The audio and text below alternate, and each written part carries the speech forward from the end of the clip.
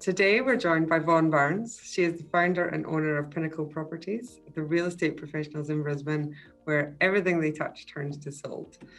Vaughan, welcome. Thank you very much for spending your time with me today. Would you like to tell us a little bit about yourself? Well, thank you for having me, Leona. This is really a privilege and an honour. Pinnacle Properties turned 5 this year. It's a company that my husband and I started because we really wanted to help people. And when real estate agents say they care, we really do. We actually will go in and we style the houses, we prep them, we make them look beautiful. One of my passions is helping the relocators from interstate and that they have no idea of, real estate, and working with people like yourself, but more importantly, also presenting properties so that they know that they're getting a really good value property because it's presented so well. So Pinnacle Properties, 5 years in, team of 10, and our mission is to help everybody with their real estate needs. Excellent. And I know you are. I know you've looked after some people for me and it's always worked out well. So pretty much a year ago, obviously everything changed around the world. And a lot of people predicted that we were going to have a crash here in Australia. As we know, that didn't really pan out that way. I just wondered how the last 12 months has been in your real estate world. Well, it's interesting. 2020 was a tough year. How did COVID affect us? Well, as a real estate agent who sells real estate, we were prevented from doing opens, and the guidelines for presenting a property was very different. So we adapted, and one of the things that we adapted for really beautifully was something called a virtual tour. We used to use it sporadically, but now we use it all the time, so people can walk through the property. What we're noticing is that it's very, very IT focused now, selling a house. So it's very much on the internet. So, we've noticed that people interstate are putting offers on houses that they've never seen physically, but they've seen them virtually. Through COVID, it was tough. Stock didn't come on the market, stock didn't go off the market. So it was very different. But towards the end of last year, it went crazy, and it's still continuing to be crazy. Brisbane is just such a beautiful city, and it's still an affordable city, and the properties are going like crazy. So we are selling properties at the first open or even before the first open, and the vendors are getting what they want plus some. So it's a really good time to look at real estate in Brisbane, and we're doing great. That's really good. Yeah, I've heard it's been definitely tough for us trying to find properties for people. The stock is moving extremely fast. So we're obviously relocating people from abroad and interstate. And I was just wondering, what do you think a new buyer in the Queensland market needs to be aware of if they're buying a house here? Is there anything that's different? Well, number one, they need you. And number two, they really need to know the values of the properties. So they need to do their research and their due diligence. So they can't go into a property and think, oh, it's nice, I'll offer $650,000 when really it's $1 million. So they need to know what the value is. The other thing that they need to be really organised, they really need to have their finance organised and a building and pest, because it's not just the price that'll buy a property, it's the conditions. So what we're noticing is the people that are buying the properties are not necessarily the highest bidder or the highest offer, it's usually the conditions. For an example, a house that we put on the market last Saturday, we had 2 amazing offers. One was very small conditions and one was higher offer, but longer conditions. So we actually took the slightly smaller offer because the conditions were great. So if you can do your finance in 7 or 14 days, that's fantastic. 21 to 28 days might be too long. Building and pest, 5 to 7 days. So make sure your conditions when you purchase, you've got everything organised so you know, A, you can afford the property, and B, you can meet the conditions that you want to put on a contract. Because if you put extreme long conditions, you will not buy the property. It's too much competition. The average offers at the moment is, by the end of the first open, we're getting at least 3 to 5 offers. We launched a house a week and a half ago. We had 27 offers in 2 days. Wow. So it is crazy. We launched the house in Ipswich this weekend, and there was over 100 people at the first open. So we're getting big volumes of people that are really excited to be out, because it's almost like they've come out of COVID, we're ready to buy again, but there's not a lot of stock. So it is very fierce, it's competitive, but for a seller, it's very exciting. Yes, yeah, it's a good time. And I think that being able to move fast is really key, because especially like in my experience coming from the UK, this selling process can take a long time. There's normally multiple people involved in a chain, and there are those long settlement periods. So to have 7 or 14 days is quite daunting, but a little bit alien as well. Yeah, I think also even people from interstate. But the great thing about Queensland is we don't honour a gazumping rule. So if somebody puts an offer and a contract is signed, it's done. In other states, what happens is even just before settlement, if you get a better offer, you can actually take that, and the original buyer may lose the purchase price. So Queensland's a really kind state for buyers, but you do need to know, your due diligence. And you also need to understand legislation a little bit. So if you're buying a property with a tenant and the tenant's on a lease, the tenant has a right to stay until the end of the lease. Also do your facts. Did the property flood? Is it in a growth suburb? Where is the noise of the property? There's a lot of things you need to do before you turn up, and then, put an offer in and accept, and then you realise it's not exactly what you want. So you need to really know the suburb, the area, and the property. Yes. Yeah, I think we have a similar rule in Scotland. You can't gazump in Scotland, but you can in England. Last I knew anyway, I think so. It's definitely safer, but I guess you've got to be really firm. You don't want to have to try and pull out of that contract at the last minute either. And I think a lot of people are not aware of what a multiple offer scenario is.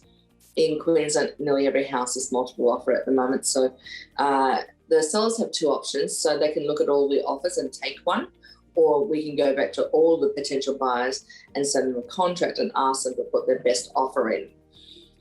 Then the seller only negotiate with one buyer. They can't play a buyer against each other. That's illegal and it's not appropriate. So, when we say to the buyers, put your best offer on a contract, that's your last bite. So, for an example, the property I mentioned before, and we had so many offers, people came back 2 or 3 days later and said, we can lift our offer. Well, we've already chosen the contract. We can't come back. So my wisdom for people buying in Brisbane in the next 6 to 12 months is put your best offer on a letter of offer and ask if you can put it on a contract. Right. Okay. That's good advice. And is there a percentage at the moment, say a property is advertised at a certain price, is there a percentage that people are offering over or under around that price? It depends on the price point. So what we're noticing is the baby buyers. So the baby buyers are anywhere from 400,000 to 600,000. They are extreme multiple offers. So, and what we're noticing is we set a goal, of course, a targeted sale price. We're noticing we're ending up 5 to 10% above that every time. Between 600 and 800, as the price gets higher, the buyers are not as high numbers, but it's still happening. We put a property on the market in Carina and we had 17 offers on it and they wanted 1.2. And it was a struggle to get it, but we got it and we got 1.217280, the buyer's birthday. And, but the sellers, if they hold firm, they'll get exactly what they want, because the market is crazy. And it is crazy, but it's in such a positive way. Yes. But when you go buy a property, you need to know. And my words of wisdom to every buyer would be, set your limit and be satisfied if you don't get it and don't go over your limit. Because sometimes you can say, I'll pay that, but the bank won't lend you the money. So you've got to actually be aware of what you can actually afford. And what that house is going to be valued at by the bank when they come out. Yeah. We had a house that went under contract and the bank valued it at 50,000 less than contract price. However, the blessings of parents gave them the money to still buy the house. So they still got the house, but it's still, valuations are hard. They are not as easy as you think. Yes, yeah, the banks are probably very careful. Conservative is a good word. Yeah. Yes. What sort of costs are associated with buying a house here? Are you able to run us through some of that? Yeah. So I always say, first thing, before you even get out of your car or look on the internet, number one is you need to know what you can afford. So step one, broker. You need a really good broker or a really good bank. That's really important. It doesn't hurt to shop around and so I always say, start an Excel spreadsheet or start a book and look at what everybody's offering. What is their interest rates? What is that? The second thing is, when you look at a loan, look at what deposit you need. Some banks will ask for 5, some will ask for 10, some will ask for 20%. Depending in Brisbane, some suburbs may ask for a high deposit. Many years ago when it was a tough market, some suburbs were 30% or more. It's a lot lighter today, but you need to check what deposit you have, number one. Number two is when you're going to look at properties, before you sign an offer form or contract, you should have selected a solicitor. A solicitor can look over every contract offer before you sign it, but you need a solicitor that can move quickly. You don't want a solicitor who you send a contract to and they're going to get back to you in 5 days, because the house will be gone in 5 days. So it's really important that you know somebody that's in your court to support you. And the solicitor's fees will charge anywhere from $800 to $1,300 to $1,500 for a purchase of a property in Brisbane. It depends. There's usually a standard fee, but there's extra searches you can do, and you choose to do the searches, and there's a fee for each search. So that's your choice as a buyer. Third thing, you need an excellent building and pest gentleman or gentle lady, but somebody who will look at the property. You know, in my experience, and when I work as a buyer's agent, I always use certain inspectors because they're licensed builders and they have an understanding of the termites. Queensland, we have termites, we do. So what does that mean to a buyer? So you need to understand that termites in the garden are not the same termites that are in the house, and you need somebody who understands it. So a good building and pest inspector will charge you anywhere from $450 to $550, but it's worth your weight in gold. There's nothing worse than buying a house that looks beautiful, but it's just the icing, and the skeleton can be really bad.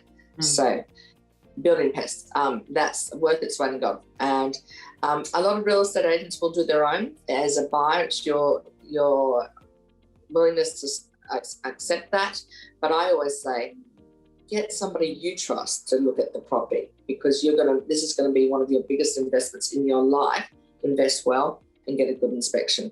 So that's about it that I think you do. There's another really cool product that's free for everybody. It's and you can do flood maps. So flood maps in Brisbane. There's a lot of free programs that you can actually search on and look at the property and what's happening with the property.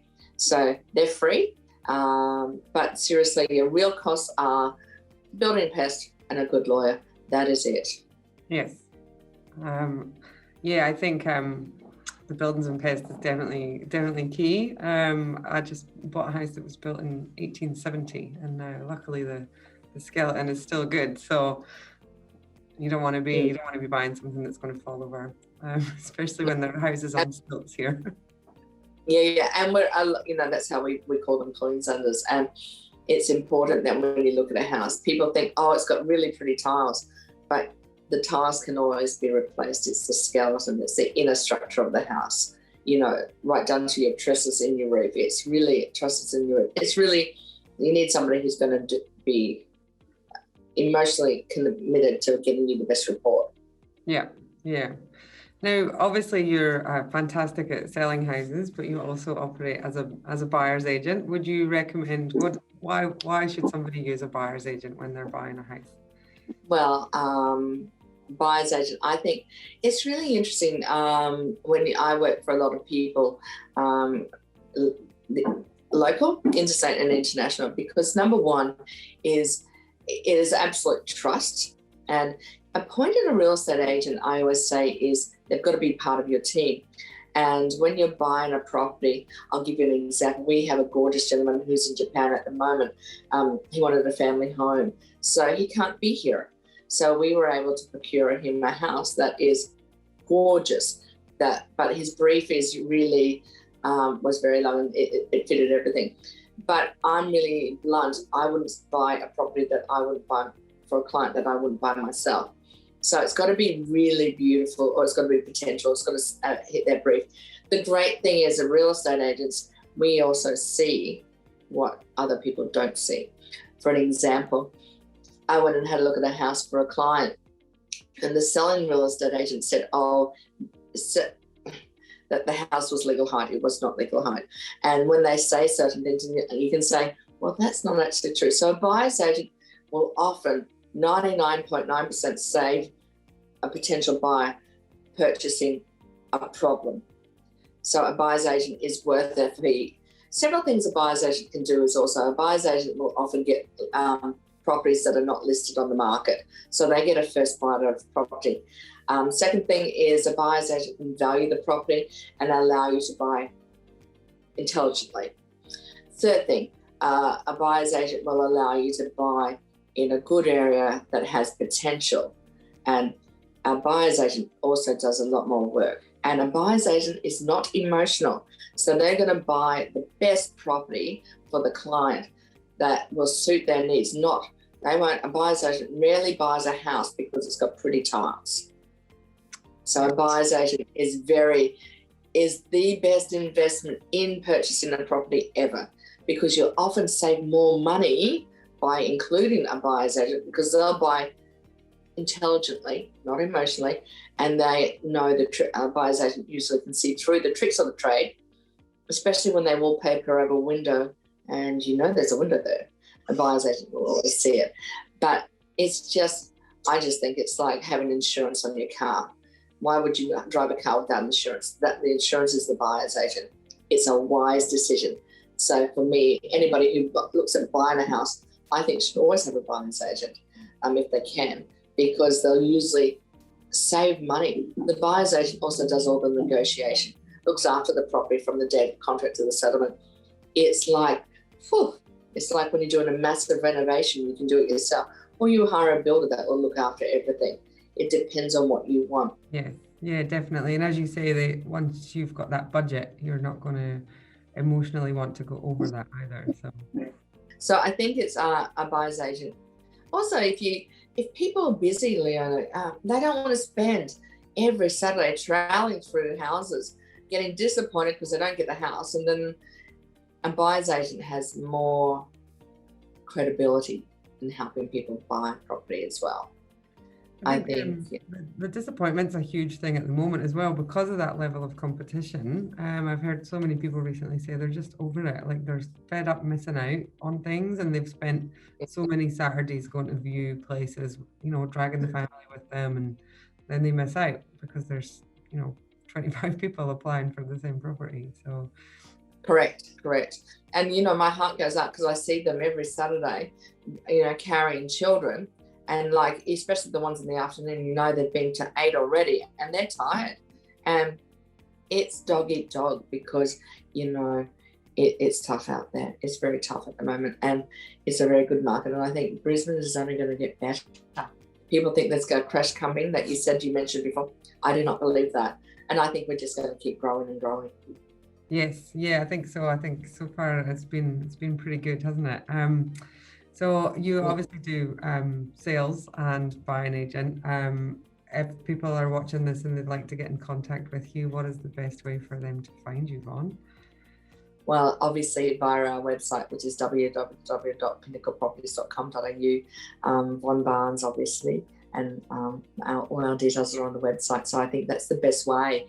And, the other thing is there's a new program facility in realestate.com. You can click on any of our listings and that sends us a direct link to the agent. So that's a really another way. But of course, Leona, I would be honoured to work with you, of course, every day. So, but, I think real estate is an exciting thing to be involved with, and it's a beautiful thing to do. Yeah, definitely. Thank you very much, Bon. I really appreciate you taking time out of your day to come and speak to me about this. It's an honour. Big hugs to you. Talk soon.